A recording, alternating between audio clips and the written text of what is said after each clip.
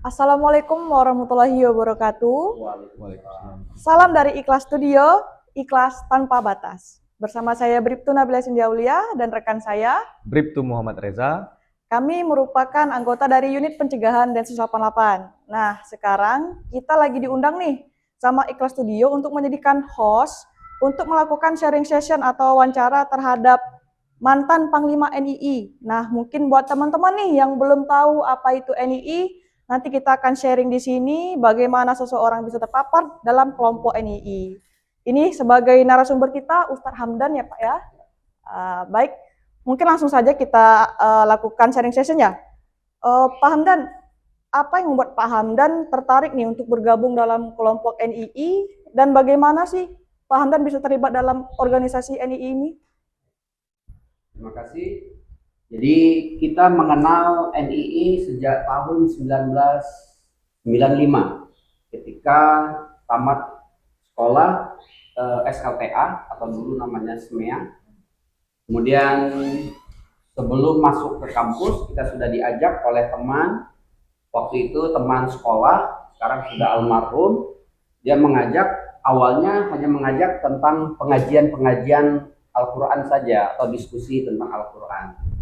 Tapi pada saat dia mengajak pada awal itu, karena saya anak dari seorang ulama, karena orang tua saya juga kerja di Kemenak atau Kementerian Agama atau dulu Depak dan juga penceramah.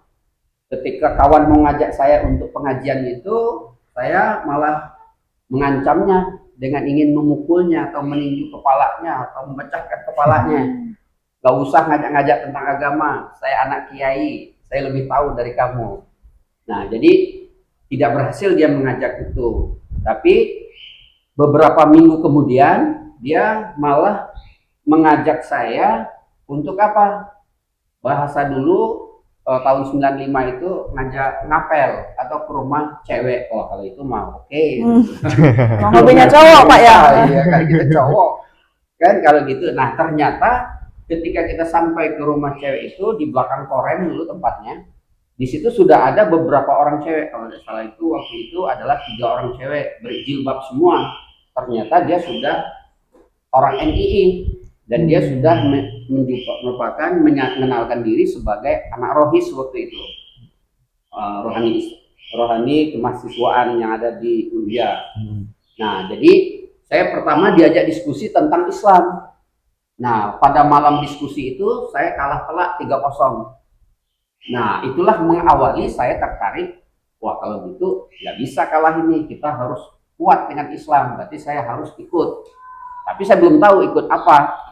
Nah, dia bertanya tentang yang pertama yang menjadi saya kalah, jumlah juz di dalam Al-Quran. Saya jawab dengan mudahnya 30 juz. Kemudian dia tanya lagi, jumlah surat di dalam Al-Quran. Saya jawab 114 surat. Itu dengan mudah saya jawab. Yang ketiga dia tanya berapa jumlah ayat dalam Al-Quran. Saya jawabnya awalnya percaya diri 6.666 ayat. Dia bilang salah. Nah, ketika dia bilang salah, saya kaget. Loh, kok salah? Nah, sudah hampir 19 tahun atau 20 tahun waktu itu umur saya, kamu menjadi Islam, kamu tidak pernah mengkaji, meneliti, membuktikan tentang kebenaran daripada ucapan kamu itu. Maka waktu itu kita langsung ambil kalkulator dan jumlahkan ayat yang ada di dalam Al-Quran. Contohnya Al-Fatihah 7 ditambah Al-Baqarah 286 ditambah An-Nisa Ali Imran 200 tambah An-Nisa 176, ternyata sampai An-Nas jumlahnya adalah 6.236 ayat. Nah, berarti salah selama ini. Inilah kamu agamanya ikut-ikutan, agamanya karena orang tua. Nah, kita dipojokkan gitu. Akhirnya apa? Saya putuskan malam itu saya harus ikut apa yang kamu ajarkan.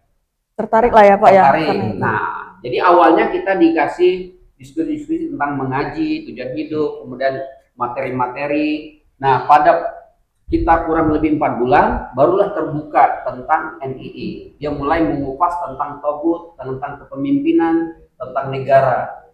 Nah, barulah endingnya dia nawarkan mau hijrah tidak ke negara Islam. Karena negara Islam ini ya, wah, Karena pilihannya apa? Kalau tetap berada di negara Republik Indonesia, itu negara kafir, perginya ke neraka. Kalau pilih hijrah ke negara Islam, masuk surga. Siapa yang tidak mau masuk surga? Akhirnya saya putuskan untuk masuk ke negara Islam. Berarti secara garis besar ya Pak ya, NII ini merupakan suatu organisasi yang ingin membentuk negara di dalam negara Pak. Betul. Tapi dengan berlandaskan agama, dengan menjual agama Pak ya. Ya. Jadi ternyata setelah saya berada di dalamnya, barulah saya ketahui bahwa NII ini merupakan kelanjutan daripada apa yang sudah diproklamirkan oleh pemimpinnya atau imamnya NII pada waktu itu, yaitu Skarmaji Marijan Kartosuwiryo pada tanggal 7 Agustus 1949. Nah, jadi setelah diproklamirkan itu, terjadilah sebelumnya, yaitu apa yang kita kenal dengan pemberontakan DITII, Darul Islam atau Tentara Islam, yang puncaknya yaitu Negara Islam Indonesia. Nah, tetapi Negara Islam Indonesia ini sudah diselesaikan atau sudah diselesaikan oleh pada waktu pemimpinnya adalah Presiden Soekarno pada tahun 1962, ditandai dengan pemimpin utamanya atau presiden atau imamnya dieksekusi, ditembak mati di Pulau Ubi. Oleh Pak Presiden Soekarno? Ya, oleh pada pemimpin Soekarno. Kemudian 32 panglimanya, menteri-menterinya dan panglima-panglimanya sudah menyatakan ikrar kepada NKRI. Jadi dinyatakan apa? Negara Islam tutup habis, tidak ada. Nah, sekarang setelah 10 tahun dari 1962, mulai 78 atau 80-an, mulai lagi bermunculan kelompok-kelompok NII yang mengatasnamakan NII. Nah, jadi makanya hari ini ada beberapa kelompok NII yang mengaku dia pemimpinnya. Nah, kalau yang dicatat oleh Dr. Haidar itu dari dosen UI, ada sekitar 40 lebih firqah atau pecahan daripada kelompok NII ini. Berarti kayak faksi-faksi gitu Pak? Iya, kayak faksi-faksi. Dan masing-masing mengaku sebagai imam. Nah, tapi dari 40 kelompok besar ini, NII ini dibagi menjadi 2 kelompok besar, yaitu kelompok yang fisabilillah dan kelompok yang filah. Nah, kelompok yang filah ini yang disebut dengan NII yang mau bekerja sama atau berdialog dengan mereka. Nah, yaitu seperti kelompok NII yang ada di Indramayu, Augelis, Panji Gumilang. Jadi dia seolah-olah dia bersama dengan Republik Indonesia, tapi dia tetap memperjuangkan NII. Nah, ada yang kelompok yang kedua, kelompok besarnya adalah kelompok fisabilillah. Nah, bedanya dia bukan hanya fokus kepada strategi pendanaan dan politik, tapi dia fokus juga kepada perjuangan. Karena dia mempunyai senjata laras pendek dan laras panjang, dan dia ada latihan perang. Itu senjatanya dapat dari mana Pak? Saya tahu dulu melalui Menteri Pertahanan Keamanannya dan juga KUKT-nya, sekretaris imamnya, dia belinya dengan ada link dari alumni Moro dan Afgan. Oh, dari luar negeri Luar berarti negeri Pak? masuk. Ya, link dari sana dia belinya, cuma nggak tahu melalui siapa-siapanya. Tadi kan Pak Anam jelasin nih ada menterinya juga ya. Berarti secara nggak langsung ini kelompok NII ini terdiri dari terorganisir ya maksudnya. Mungkin ada presidennya kali ya atau gubernurnya, bisa dijelaskan nggak Pak? Ya, awal mula saya masuk NII tahun 95 itu saya jadi rakyat biasa. Beberapa bulan kemudian saya diminta untuk menjadi musa atau lurah. Oh, lurah. Tingkat kelurahan disebut musa, saya jadi lurahnya. Jadi pejabat gitu Pak Jadi di dalam pejabat. kelompok NII-nya. Ya, jadi ketika orang ada anggota yang masuk, setelah dia dilihat berpotensi, dia dijadikan, kalau dalam istilah NII itu namanya masmul. Masmul itu aparatur negara, aparat negara. Jadi pertama saya jadi lurah beberapa tahun, kemudian setelah kita lihat kinerjanya bagus, kita nanti diminta lagi untuk menjadi aparat kecamatan. Saya juga pernah menjadi camat di Pasar Jambi, di camat. Oh, naik jabatan gitu Pak? Ya, Wah, luar biasa NII ini ya. Kemudian di beberapa tahun kemudian saya naik lagi jabatannya. Pernah di tingkat kabupaten, yang akhirnya saya pernah jadi bupati di Merangin beberapa tahun, jadi bupati di Kabupaten Merangin. Jadi saya yang membesarkan dan menghidupkan Kabupaten Merangin, dulu Sarko namanya. Nah kemudian di tahun 2001 saya diminta untuk jadi petugas di tingkat provinsi.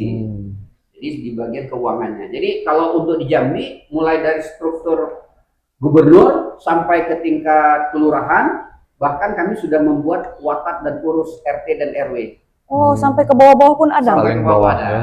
Nah itu posisi tingkatan-tingkatan struktur yang ada di KW 9. Nah ketika 2012 saya pindah kepemimpinan dari NII KW 9 ke NII Faksi Muhammad Yusuf Tohiri. Berarti dari faksi KW 9, Bapak pindah ke Muhammad Yusuf Tohiri. Ya, jadi di Muhammad Yusuf Tohiri saya diminta untuk awalnya menjadi kepala jawatan pendidikan di KPWB 3 Sumatera. Berarti megang Sumatera gitu, Pak? Ya, megang Sumatera, tapi kepala jawatan pendidikannya. Nah, itu berjalan kurang lebih dari 2012 sampai 2013. Nah, kemudian karena Panglima KPWB 3-nya itu Pak Mukahid Azwarnya diangkat menjadi Menteri Hukum dan Syariah, saya dijadikan sebagai Panglima KPWB 3 Sumatera yang secara otomatis menjadi AKT, anggota Komandemen Tertinggi. Anggota Komandemen Tertinggi ini terdiri dari imam atau presiden, para menteri, dan juga para panglima-panglima 4 KPWB. Susunan organisasinya gitu, Pak? Ya, jadi mereka bertemu terus untuk menyusun strategi yang selanjutnya. Tadi kan Bapak jelasin tentang strategi, strukturnya. Nah, Bapak kan juga pernah nih menjabat jadi seorang pejabat utama lah di NII, Pak. Ya. Pastinya Bapak ingin lah menambah anggota atau merekrut. Nah, yang saya tanyakan di sini, bagaimana nih teknik Bapak untuk merekrut orang-orang awam untuk gabung ke kelompok Bapak? Strateginya bagaimana, Pak? Ya, kita kalau untuk merekrut, kita namakan itu di dalam NII itu namanya programnya Hujumah Tafsiriyah.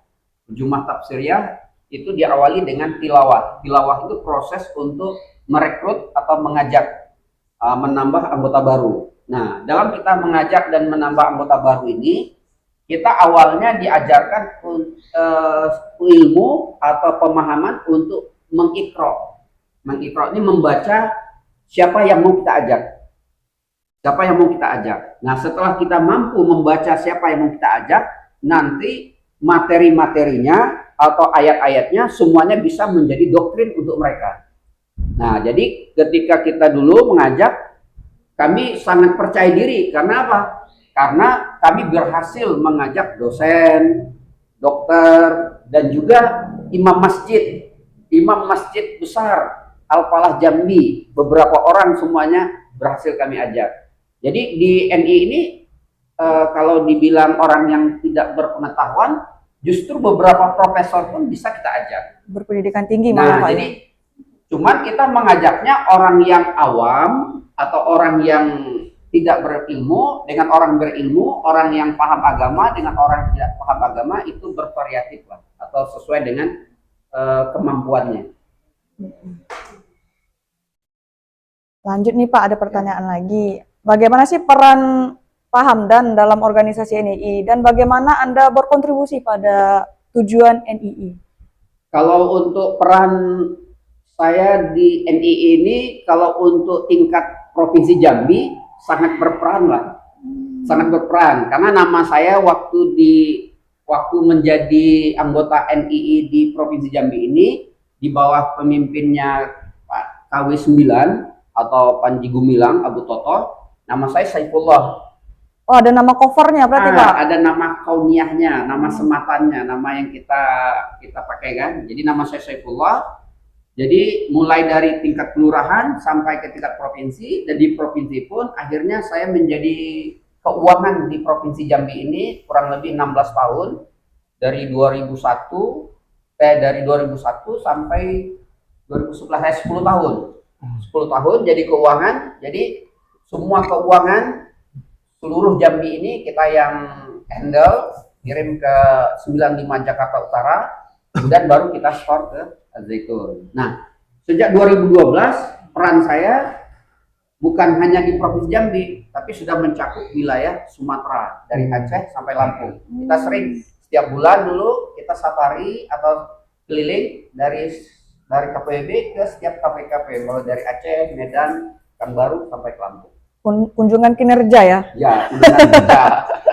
Ngecek kan. Nah, Oke. yang terakhir setelah jadi Panglima 2015 saya diangkat menjadi Biro Khusus setingkat Menteri untuk membentuk wilayah basis, wilayah D1, wilayah khusus, wilayah markas, wilayah basis untuk membentuk wilayah Qaryah Thayyibah, membentuk dan membina wilayah Qaryah Thayyibah. Nah, pada waktu itu terpilih tempatnya adalah di Kabupaten Sarawangun, Batanghasai, di kampung. Dan alhamdulillah kita sudah berhasil di sana menguasai 7 desa dan hampir 70 orang yang sudah berbaikat.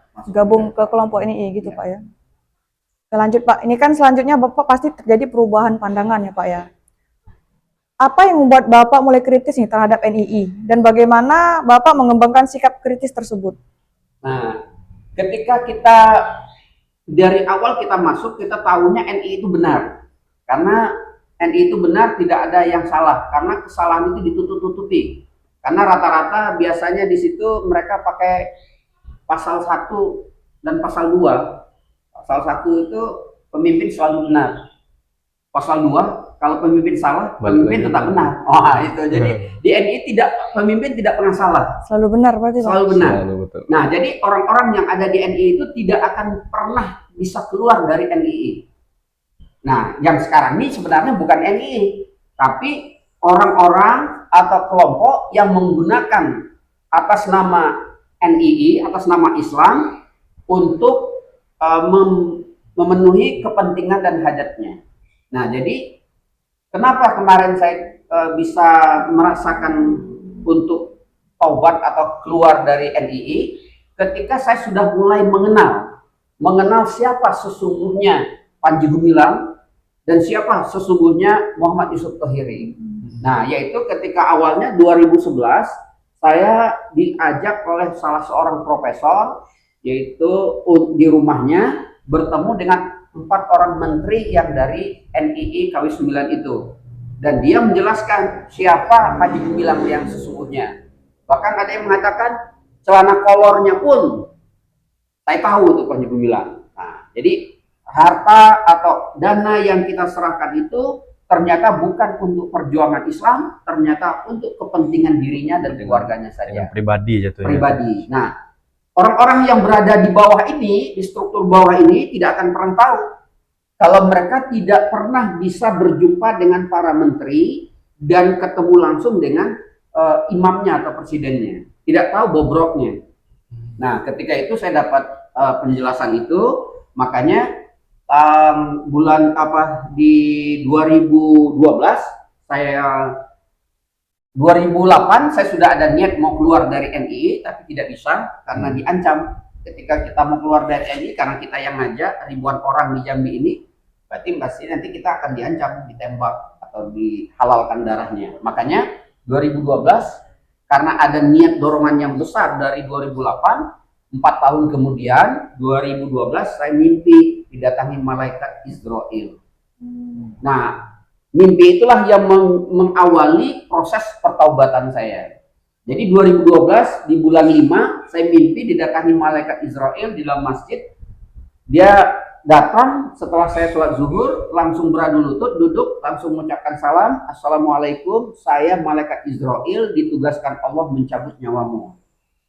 Wah, saya gemetaran, walaupun pernah jadi panglima NII, ketemu malaikat Israel, takut.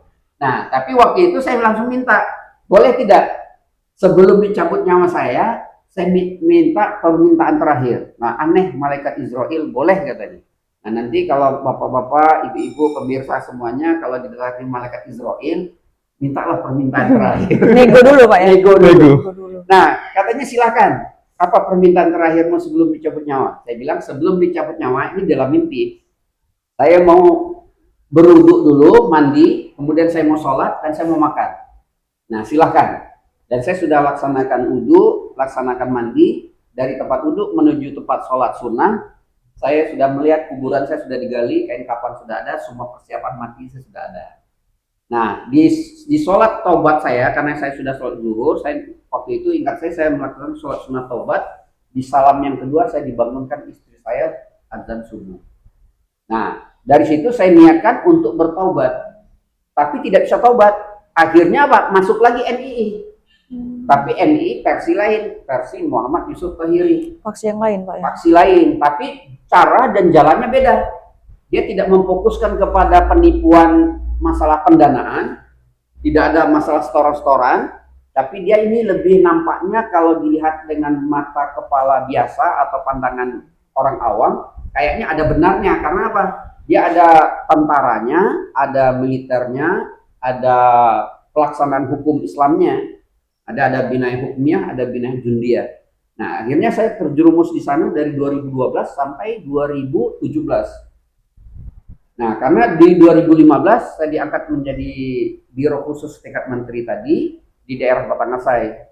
Nah, akhirnya 2017 itu puncaknya saya didatangi dari Mabes Polri, Pak Kris, bersama tim dari Polda, dari Polres, dan Polsek juga, sekitar 12 orang, 3 mobil, hanya ngasih 2 pertanyaan, dan berdasarkan laporan, permintaan, dan data yang masuk, Ustadz Hamdan, kalau terbukti kami bawa ke pusat. Kalau tidak terbukti, nama Ustadz kami bersihkan dari kampung ini sampai ke pusat. Nah, pertanyaannya apa? Berdasarkan laporan dan pengaduan yang ada bahwa Ustadz Hamdan terlibat dengan NII, radikal, dan pemahaman teroris. Gitu. Waduh, dia bilang. Nah, saya jelaskanlah dengan apa adanya dan sejelas-jelasnya, mulai saya terpapar, yaitu diajak sampai akhirnya saya berada di Baladan Aminah. Nah, kemudian yang kedua pertanyaan dari Pak Kris adalah, Pak Ustadz ini adalah merupakan pemimpin atau orang yang mengajak kepada ISIS. Waktu itu awal-awal maraknya ISIS karena 30 orang anggota NII yang ada di Jambi ini masuk ISIS. Nah, jadi saya dinyatakan sebagai pelopor atau tokoh utama dari ISIS. Saya jelaskan juga bahwa saya sejak saya dia ada di sini, saya tidak pernah menyampaikan tentang ISIS itu. Yang akhirnya Pak Kris, alhamdulillah, berdiri dan menyampaikan nama saya dibersihkan dari kampung Batangasai sampai ke pusat, dan dari Polri menyampaikan bantuan untuk pondok pesantren Baladan Aminah dalam amplop yang cukup besar bagi kami. Nah, jadi waktu itu saya sudah merasa lega, tapi setelah 2017 itu saya juga belum merasa bebas dari doktrin, dari ancaman semua, dari dampak sosial dari keikutsertaan saya di NII. Nah, puncaknya di 2024 bulan Mei, kalau tidak salah, 2024 bulan Mei, tahun lebih yang lalu, saya berjumpa dengan awalnya berjumpa dengan dari anggota Densus 88 yaitu Bang Bagus di hotel. Dalam waktu itu saya menjadi narasumber yang diundang oleh Polda untuk memberi materi kajian kepada para napiter. Nah, tapi setelah itu Bang Bagus berjanji akan mempertemukan dengan Kasat Gaswil. Nah, akhirnya beberapa waktu setelah itu saya berjumpa dengan Kasat Gaswil Densus 88 Aktif Polri Jambi, yaitu Bang Beri. Alhamdulillah Bang Beri tidak banyak tanya karena dia sudah kenal saya dan tahu. Dia cuma tanya, maunya apa? Gitu. Udah di profiling pasti, Pak. Ya, dia bilang, Tat, maunya apa? Nah, kalau mau tetap di situ, akhirnya maksudnya dia tangkap saya kan? Ya. Saya bilang, saya sekarang Bang sudah taubat dari hal-hal itu. Saya maunya hari ini, saya ingin menyelamatkan diri saya dan seluruh kawan-kawan yang ada di dalam NII itu. Nah, kalau di Jambi kan jumlahnya cukup banyak, 6.000 orang. Nah, kalaupun saya tidak bisa menyelamatkan 6.000 orang, paling tidak sekian ratus orang atau sekian puluh orang. Karena dosa saya lah mereka terjerumus. Nah, akhirnya Bang Beri waktu itu tepatnya di depan bandara, dia turun dari pesawat langsung ketemu saya di bandara, langsung salam, kita jadi sahabat dunia akhirat, kita berjuang jihad fisabilillah, untuk menyelamatkan Islam dan menyelamatkan bangsa Indonesia ini atau Republik Indonesia ini dari paham-paham atau keyakinan-keyakinan yang menyimpang atau yang menggunakan pemanfaatan nama-nama Islam atas nama Islam tapi untuk kepentingan pribadi dan golongan. Jadi alhamdulillah sampai hari ini Pemberi dan juga semua tim Densus 88 menjadi kawan setia, kawan dunia akhirat, insya Allah saling mendoakan, saling mendukung untuk memperjuangkan kebenaran dan Islam. Jadi gini Pak Ustadz, kan tadi Pak Ustadz bilang pertama kali gabung ke NII juga didasarkan dengan agama Pak ya, ketertarikan terhadap agama. Pasti ada dalil-dalil yang dimasukkan ke doktrin untuk gabung ke kelompok NII. Nah, bagaimana sih di sini kalau Ustadz membaca buku-buku non-NII, Pak? Jadi di luar dari dalil-dalil tersebut, bagaimana pandangan Anda tentang organisasi dan ideologinya? Ya, kalau ketika kita sudah bergabung ke dalam NII, dinyatakan dengan kita berbaiat, yaitu baiat Aqabah 1, baiat Aqabah 2, dan baiat yang ketiga, yaitu baiat 9 di Jakarta, kita sudah diharamkan membaca buku selain buku NII. Jadi hadis pun kita tidak boleh baca. Ada hadis yang sahih menurut orang NII itu hadis riwayat yang dikeluarkan oleh imam mereka. Jadi kalau di sistem NII tidak ada perawi hadis, tidak ada sanad dan hadis itu hasan mau madhub atau mau apa, tidak ada. Nah, jadi membaca-baca buku selain dari NII itu tidak benar. Karena ketika kita sudah berada di NII, di luar NII itu kita nyatakan salah. Berarti nggak boleh berguru keluar Pak ya? Nggak boleh. Fokus ke dalam kelompok sang pimpinan NII. Betul, di luar NII pokoknya salah, di luar NII kafir, di luar NII neraka. Bahkan saya pribadi pernah menyatakan bapak kandung saya sendiri kafir, walaupun dia ulama. Nah itulah dokter kalau sudah masuk NII, dia menyatakan di luar NII itu salah. Nah kalau salah, buku-bukunya juga salah. Tafsir Quran yang dikeluarkan oleh Departemen Agama itu dinyatakan salah. Nah, jadi dia benarnya menurut pemikiran dia saja. Itulah doktrin. Jadi doktrin di NII ini semua ayat bisa dijadikannya doktrin, tapi tergantung bagaimana cara dia menyampaikan. Nah, jadi tetapi orang-orang NII ini pintar-pintar.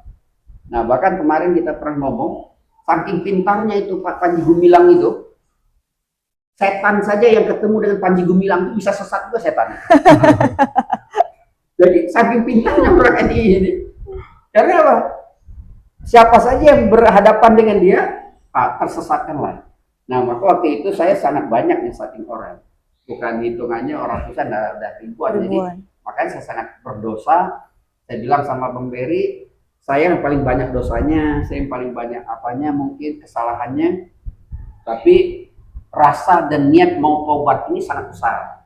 Dan saya buktikan rasa taubat saya itu, saya berpuasa setiap hari berturut-turut kecuali hari tasrik selama 10 tahun. Wow. Dari 2012 sampai 2022. Setiap hari, dalam 1 tahun hanya 5 hari saya tidak puasa. Yaitu hari tasrik, 1 Syawal, dan 4 hari di bulan Zulhijjah. Hari tasrik. Jadi selebihnya saya puasa. Itu bukti saya menunjukkan kesungguhan dan keseriusan saya mau bertobat kepada Allah Subhanahu wa taala. Pak Hamdan kan saat ini udah keluar, berkata udah bertobatlah dari kelompok NII. Mungkin dari teman-teman nih yang masih ada dalam kelompok tersebut, ada nggak intimidasi terhadap Pak Hamdan sampai saat ini? Oh, ada. Jadi, tapi ketika awal-awal dulu kita menyatakan kita tidak bergabung dengan NII, baik NKW 9 maupun Tohiri, mereka selalu memberikan teror, tapi hanya melalui WA, melalui ancaman, melalui pakai media sosial saja. Yang ketemu langsung tidak ada yang berani. Dan yang pakai WA pun saya selalu jawab. Nah, payuk talu wayuk talunan. Siapa yang mati terbunuh atau siapa yang membunuh? Kalau kalian mau ngancam, ayo, kalau halalkan darah saya juga halalkan darah kalian. Sekarang kalau mau ketemu saya jangan 1 orang, 10 aja sekalian. Nah, jadi saya ajak duel. Malah ditantangin. Jadi Islam itu, orang yang mau keluar dari negara Islam ini rahasianya. Kayak kita dengan iblis atau dengan hantu, dengan setan. Ketika kita takut dengan hantu, dengan iblis, maka hantu atau setan itu akan menggoda kita terus, menakut-nakuti kita terus. Jadi kita selalu dihantui dengan rasa takut. Nah, ketika kita berani seperti Umar bin Khattab, setan pun takut, hantu tuh tunggang langgang, nggak berani ketemu Umar. Nah, maka kalau kita yang mau keluar dari NI itu harus punya jiwa berani. Tantangin saja.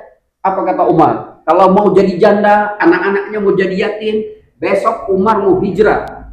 Nah, kalau mau kepalanya dilepas dari lehernya, silakan hadang Umar di jalan. Nah, jadi saya sarankan siapa yang mau bertaubat dari itu, yang ragu-ragu, yang bimbang, silahkan temui kami. Silahkan temui kami, saya dan juga ya saudara-saudara kita dari Densus 88 siap untuk memberikan motivasi dan keberanian kita untuk keluar. Sebenarnya keluar itu untuk menuju kepada kebenaran. Karena kita hanya terjebak di dalam kata-kata Islam saja, negara Islam. Padahal tidak ada. Karena prakteknya selama 30 tahun saya di negara Islam itu, dari 1995 sampai 2025 hari ini saya perhatikan tidak ada pelaksanaan hukum Islam. Tidak ada penegakan hukum Islam. Jangankan setingkat negara, tingkat keluarga pun tidak ada. Tingkat keluarga pun tidak ada. Karena apa? Sebenarnya keluarga ini kan miniatur negara. Tapi tidak ada miniatur negara yang menunjukkan miniatur negara seperti keluarganya Rasulullah. Karena apa? Rata-rata juga di situ para penakut juga. Dibuktikan apa? Kemarin kita pernah mengadakan musyawarah, di situ juga takut. Contohnya apa? Ya bukan takut, kalau takut melawan pemerintah, mereka ngomongnya berani di belakang. Tapi coba ditantang, siapa yang katanya di situ jago-jago di NI? Coba dia punya istri 4. Ada yang berani? Nggak ada yang berani, katanya apa? Oh, istri saya lebih jago dari saya. Berarti kan penakut. Nah, maka saya coba aja kemarin berani-berani dikit, ini istri 2. Silakan. Kira-kira nih Pak Hamdan, apa sih hikmah yang bisa diambil dari pengalaman Pak Hamdan selama bergabung sama kelompok NII hingga keluar dari kelompok NII, dan bagaimana Pak Hamdan mengimplementasikan ke dalam kehidupan sehari-hari? Hikmahnya, saya teringat ayat Al-Quran, Rabbana ma khalaqta hadza batilan subhanaka faqina adzabannar. Artinya apa? Tidak ada yang Allah ciptakan sia-sia. Walaupun saya dulu diciptakan dalam posisi tersesat atau terjerumus dalam paham yang seperti itu, saya tetap merasa bersyukur. Ternyata apa? Ada hikmahnya, ada pelajarannya. Nah, jadi hari ini saya hanya menyatakan tidak apa-apalah kita mantan perampok atau mantan orang jahat atau mantan orang-orang hina, mantan orang-orang yang tidak baik, tapi akhirnya nanti kita bisa jadi baik atau ujungnya kita menjadi husnul khotimah, daripada kita hari ini ngakunya baik, pura-pura baik atau seolah-olah sudah menganggap dirinya baik tapi perbuatan kita jahat. Nah, jangan kita seperti Barsesa yang selama seumur hidupnya dia tidak pernah berbuat salah, dia selalu menjadi baik, tapi di ujung hayatnya dia menjadi ahli neraka. Walaupun seorang pelacur seumur hidupnya dia menjadi pelacur, tapi di akhir hayatnya dia bisa menjadi ahli surga. Nah, jadi hari ini mumpung Allah masih beri kesempatan kita untuk hidup dan berusia, apalagi ada yang punya kesempatan mendengar video ini, kami sangat bersenang hati untuk bersama kalian, untuk kita sama-sama memperbaiki diri untuk meraih takwa. Jadi hikmahnya, ketika kita berazam yang kuat untuk taubat, pasti Allah memberi jalannya. Pasti Allah memberi jalannya, dan akhirnya kita pasti akan dipertemukan dengan orang-orang yang baik juga. Dengan orang-orang yang baik. Selanjutnya ini Pak Hamdan, pertanyaan dari saya, bagaimana Pak Hamdan memandang peran NII dalam masyarakat Indonesia dan apa dampaknya terhadap keamanan nasional, Pak? Kalau peran NII sekarang, kalau itu tadi seperti saya sampaikan, NII yang sesungguhnya tidak ada lagi. Sekarang hanya orang yang menggunakan nama Islam atau menyebut namanya NII yang ingin mengambil alih kekuasaan yang ada di Republik Indonesia ini, mengganti hukum, mengganti dasar negara, mengganti Pancasila dengan hukum Islam, mengganti undang-undang dengan konon azazi dan konon ukubat. Dan saya nyatakan itu adalah perbuatan dan tindakan yang tidak benar dan tidak baik. Dan itu adalah sesuatu dorongan hawa nafsu dan dorongan iblis saja. Kita haus terhadap kekuasaan. Kalau memang benar-benar kita umat Islam dan kita adalah pengikut Nabi Muhammad, ikutilah cara bagaimana Muhammad untuk menegakkan Islam, memperjuangkan Islam sehingga terciptalah Madinah Al-Munawwarah tersebut. Yaitu apa? Dengan politik kasih sayang. Dengan politik kasih sayang, bukan dengan politik merebut. Jangankan merebut kekuasaan, merebut kursinya aja kita bisa bertinju. Contohnya aja, kita lagi duduk nih, orang mau merebut kursi kita, bisa kena tonjok orang itu. Apalagi ada yang punya keinginan ingin merebut kekuasaan hari ini. Tidak ada contoh dari nabi manapun, dari Nabi Adam sampai Nabi Muhammad yang merebut kekuasaan penguasa pada waktu itu. Tidak ada. Nah, jadi kalau ada niat yang seperti itu adalah niat yang salah. Makanya ketika pemimpin yang utamanya NI itu yang memproklamirkan itu Karmaji Marjan Kartosuwiryo itu ditembak, dia tidak membuat wasiat dan tidak meneruskan kepemimpinannya kepada siapapun, walaupun itu kepada anaknya, Dodo dan Tahmid. Tidak ada, karena Dodo dan Tahmid juga termasuk panglima yang menyerah ataupun yang berikrar kepada NKRI. Nah, jadi tidak ada lagi. Nah, kalaupun ada hari ini yang mengaku-ngaku, yang ada garis merah, yang ada apa penjual itu semuanya boleh diusut lagi, itu tidak benar. Nah, jadi kalaupun ingin menegakkan Islam, tidak usah dulu ngomong negara, tidak usah dulu ngomong setingkat negara. Tegakkan Islam di dalam dirinya dulu. Tegakkan Islam di dalam hatinya dulu. Benar nggak hati kita tenang? Hati kita senang. Contohnya apa? Kita senang melihat orang senang, kita susah melihat orang susah. Nah, yang ada hari ini hati kita apa? Susah lihat orang senang, senang lihat orang susah. Nah, inilah yang susah. Berarti dia belum Islam. Nah, kalau kita bisa menegakkan Islam di dalam diri, buktikanlah kita dengan menjadi pemimpin di rumah tangga kita. Kita bisa mengislamkan rumah tangga kita. Kita bisa mengimami istri kita, anak-anak kita ajarkan dengan Islam. Maka belajar tentang Islam ini tidak hanya dengan ilmu syariat. Nah, ini kami ingatkan. Jadi jangan sampai nanti kita salah guru dan salah pendapat ketika kita hanya berpendapat ulil amri kita lah yang benar. Nah, memahami Islam ini harus menempuh dengan 4 langkah atau 4 tahapan, yaitu apa? Bersyariat, bertarikat, berhakikat, dan bermakrifat. Bukan hanya dengan pandangan syariat, pandangan akal. Kalau dengan pandangan akal itu nanti banyak yang akal-akalan.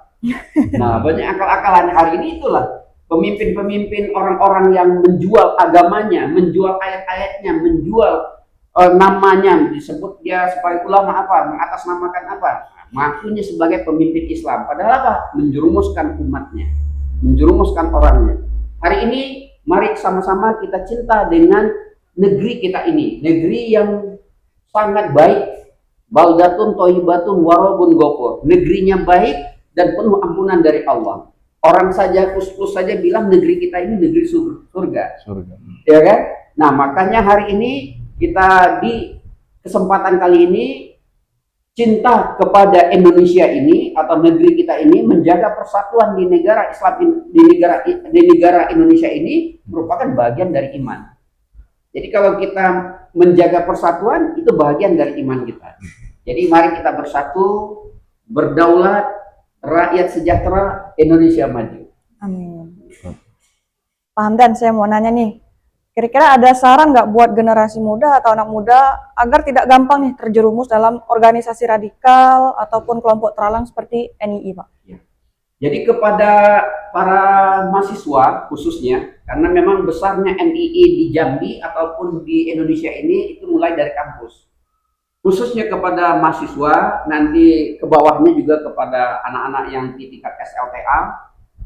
Ini marilah kita melihat Islam itu dengan pandangan kacamata yang benar. Nah, jadi jangan menilai Islam itu dari kata-kata orang atau sudut pandang satu orang saja. Nah, ada kata Bang Berry kita itu, jangan salah guru.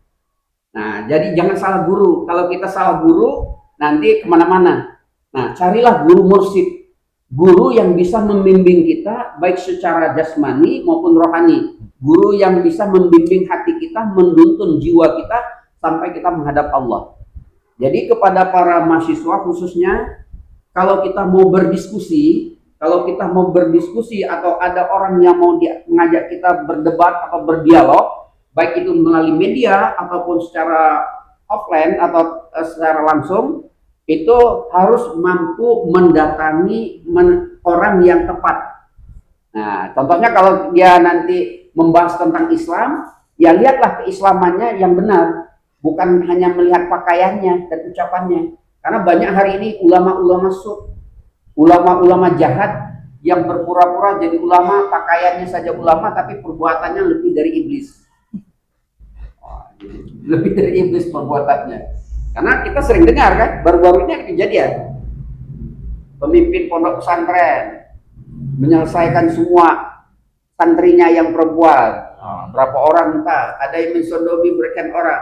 Nah, itu kan banyak itu. Nih sekarang nih, itu kan kalau dalam bentuk itu, ini sekarang ngakunya sebagai pimpinan pondok, tapi menjerumuskan ribuan orang dan menyesatkan berapa miliar uang yang disalahgunakan uang zakat, infak, dan sedekah.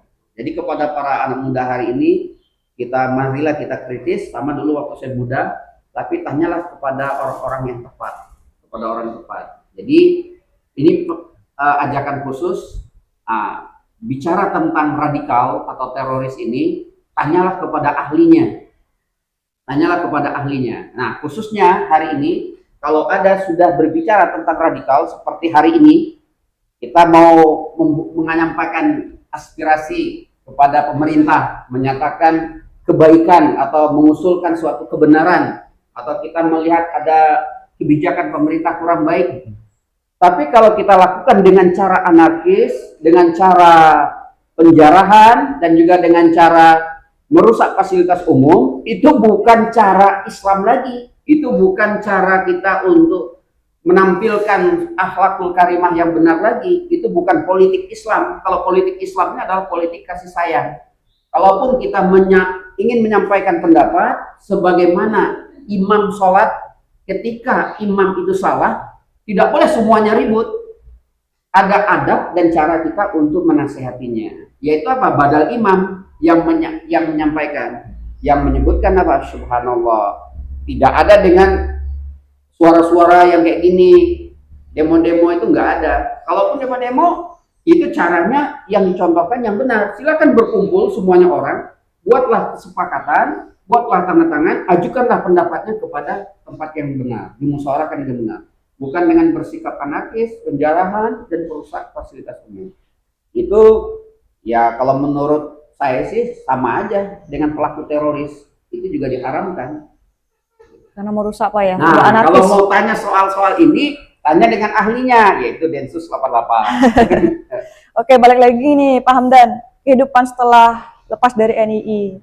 Bagaimana sih kehidupan Pak Hamdan berubah setelah meninggalkan NII, dan apa yang Bapak lakukan sekarang? Ya, saya terasa hidup ini ya sejak benar-benar 100% meninggalkan doktrin atau paham NII itu. Kalau secara dalam setahun ini saja, karena ketika kita bisa menemui orang yang bisa diajak bersama untuk memahami Islam ini dengan cara baik dan benar. Jadi ketika kita mau meninggalkan ini itu tadi, jangan kita menyalahkan orang lain atau menyalahkan orang yang melakukan kehidupan bukan seperti kehidupan kita. Nah, contohnya kalau NI itu dia pantang melihat orang bertorikoh. Nah, kalau bertorikoh katanya sesat semua. Orang yang berhakikat sesat, orang bermakrifat sesat. Nah, dia hanya melihat Islam itu secara syariat. Jadi hari ini untuk kita bisa merasakan itu, pahamilah Islam itu secara komprehensif, secara totalitas, secara keseluruhan, sehingga kita bisa menemukan jati diri kita benar-benar seorang mukmin sejati. Dan kita bisa mendapat kawan dan mendapat saudara, ya benar-benar saudara yang seiman, yang sama-sama dengan satu tujuan. Selanjutnya nih Pak Hamdan, bagaimana Anda mempraktikkan nilai-nilai Islam dalam kehidupan sehari-hari, dan apa yang Anda pelajari dari pengalaman ini? Ya. Kalau nilai-nilai Islam hari ini, karena sama-sama kita sepakat wal asri, demi masa hari ini adalah masanya akhir zaman. Nah, orang sudah sepakat semuanya ini sudah berada di akhir zaman. Karena Pak Nabi juga sudah nabi terakhir, zaman pun sudah zaman akhir. Zaman sudah akhir ini yang banyak ini adalah fitnah dajjal. Nah, maka untuk melihat nilai-nilai Islam hari ini 1:1000 perbandingannya. Jadi orang yang benar-benar melaksanakan Islam itu selaras dari ucapannya, dari perbuatannya, dari niat itu sedikit sekali. Dan ini sesuai dengan hadis Nabi mengatakan penduduk surga dan penduduk neraka itu bandingnya 1:1000. 1 masuk surga, 1000 masuk neraka. Nah, jadi nilai-nilai Islam hari ini sangat sulit, sangat rumit. Hanya yang banyak hari ini orang-orang yang mengaku dirinya Islam, tapi Islamnya tidak ada. Oke, pertanyaan terakhir nih Pak. Apa pesan yang ingin Anda sampaikan kepada orang lain tentang pentingnya berpikir kritis dan tidak terpengaruh oleh ideologi radikal? Jadi kepada semuanya, ya pemirsa, baik yang sudah terpapar di NII maupun yang masih bertahan di NII, maupun yang ada mau niat mau keluar dari NII, ataupun yang belum tahu tentang NII, marilah kita berbicara sesuai dengan apa yang disampaikan oleh Rasulullah. Karena contoh paling utama kita adalah Rasulullah. Jadi hari ini Rasulullah tidak mentegakkan negara Islam seperti yang ditegakkan yang ada hari ini.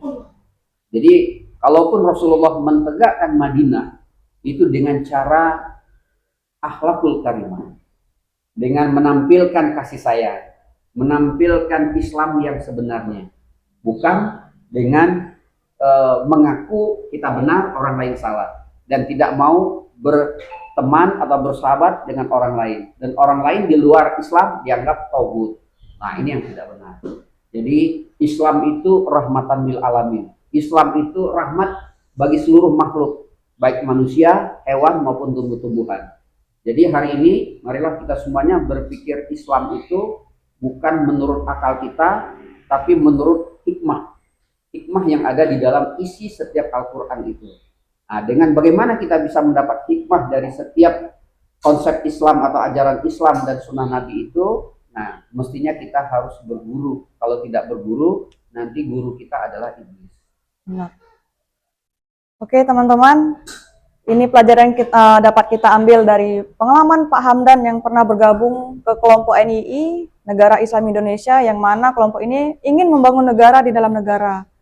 Mungkin buat rekan-rekan yang pernah diajak sama kelompok-kelompok organisasi yang mengarah ke radikal, nanti bisa berdiskusi sama kita, bisa temuin Pak Hamdan juga Pak ya. Datang ke studio ini boleh juga. Siap. Alamatnya di mana Pak? Bergabung di studio ini boleh di Jalan SK Sahbudin di depan Pasar Mama Kurimaya. Masya Allah. Oke teman-teman, sekian. Ada pertanyaan kah? Pertanyaan dari Kak Kolon semua. Oh, sudah. Ini pertanyaan sama semua sih yang ditanyain. Oh sama, oke baik. Mungkin Kalau sekian. ada yang mau dijawab enggak apa-apa. Apa pertanyaannya boleh? Pertanyaan ini tentang selama Bapak menjadi NII, hal apa saja yang membuat Bapak itu bertahan dalam NII sebelum memutuskan keluar? Ya. Dari tahun 95 sampai 2011, Ya. nah, atau sampai 2008 itu yang membuat nilai pertahanan itu adalah ketika kita masih di level-level jenjang-jenjang struktur di bawah, kita masih ada merasakan nikmat bersaudara. Jadi makan sepiring berdua, itu satu jeruk makan satu-satu, dan itu kami pernah satu mie makan 6 orang. Jadi hanya nilai kebersamaan saja yang membuat kita bertahan. Nah, nilai bertahan, kita ada cerita dulu, satu gelas minumnya rame-rame. Nah, dulu kan Rasul juga gitu, maka Rasul menyatakan sahabat itu semuanya surga. Nah, nilai-nilai itu yang buat bertahan. Nah, itu hanya ada di level-level awal, dan itu hanya ada pada saat awal-awal saja. Karena pada saat awal-awal ini kita memang disampaikan untuk masuk ke negara Islam atau untuk hijrah menjadi warga negara Islam Indonesia, untuk dibaiat itu syaratnya ada 2. Yaitu apa? Meninggalkan perbuatan dosa yang lahir dan yang batin. Yang kedua, sanggup berkorban tiap bulannya membayar infak. Nah, itu aja syaratnya. Nah, jadi ketika itu kita bertahan. Nah, tapi setelah kita mulai melihat, ini mana ada Islamnya, sama aja dengan orang lain, bahkan lebih parah dengan orang lain. Kenapa? Kita sampai tahun 2008 itu kita nggak sholat. Walah. Sholatnya pun ya dirapel. Dirapel maksudnya bukan dijamak di qasar. 5 kali itu 1. Wah, itu Saat itu dalam berapa rakaat, Pak? ya sholatnya biasa, rakaatnya biasa, tapi dilaksanakan dalam satu waktu. Satu waktu. Kadang tidak pernah sholat dengan alasan dalilnya apa? Karena hari ini kita masih dalam fase Mekah, belum fase Madinah, jadi ayat tentang sholat belum ada. Wah, akhirnya kita ternyah juga. Nah, kemudian apa yang buat kita ternyah ingin keluar tadi? Kok kita lama-lama ingin, kok kita bermusuhan sama bapak kita ya, sama keluarga kita, kok kita mengkafirkan bapak kita, ya kan? Nah, puasanya juga beda. Dan selama kita di situ nggak ada baca Quran. Quran itu cuma main angka aja. 2, 2, 1, 2. Oh, kayak Wiro Sableng gitu kan. Nah, itu ngaji itu. Ngaji yang sebenarnya. Jadi dia hanya tahu tek-tek itu aja. Jadi baca dengan bacaan itu enggak ada. Baca dengan makhraj tajwidnya enggak ada. Jadi lama-kelamaan itu tadi setelah kita tahu yang sesungguhnya, barulah kita terpanggil, terketuk hati kita. Ya alhamdulillah bagi saya merasa dapat hidayah, meninggalkanlah yang hal yang seperti itu. Oke, ada satu lagi yaitu bagaimana cara agar kita tidak terbawa masuk ke dalam malumlah orang awam banyak kan. Kalau saya cuma satu saja. Bagaimana supaya kita tidak terbawa dengan NII? Berkawanlah dengan orang yang pernah masuk NII. Salah satunya Pak Hamdan. Jadi ketika orang itu mau masuk, saya udah coba tuh 30 tahun. Nggak ada itu, nggak ada benarnya. Jadi supaya tidak apa, jadi orang-orang yang sudah keluar dari NII itu jangan dipandang sebelah mata. Mereka karena ada keinginan mau tobat, ya terima aja dia sebagai kita biasa aja lah. Berkawan terus, itulah triknya supaya kita tidak terjerumus itu. Jadi saya sudah merasakan sampai ke level tingkat mana saja di NII itu saya sudah sampai sering ketemu imamnya, apa yang dibicarakan udah tahu. Jadi tidak ada semuanya di situ. Itu hanya orang atau kelompok yang memanfaatkan kata Islam atau memanfaatkan nama negara Islam untuk kepentingannya saja, yang sebenarnya tidak menegakkan Islam. Karena apa? Mereka sendiri pernah ngomong, belum ada sejengkal tanah pun di Indonesia ini wilayah NII. Berarti jangankan satu RT, satu jengkal tanah pun belum ada wilayah NII. Berarti kan tidak ada. Berarti dari 1949 sampai hari ini omong kosong kan? Omong kosong, kalah dengan tukang parkir. Tukang parkir aja ada wilayahnya. Nah, NII tidak ada wilayahnya. Itu negara siluman. Oke Pak, mungkin sekian sharing session dari kita. Kami akhirin. Wabillahi taufiq wal hidayah. Wassalamualaikum warahmatullahi wabarakatuh. Waalaikumsalam warahmatullahi wabarakatuh.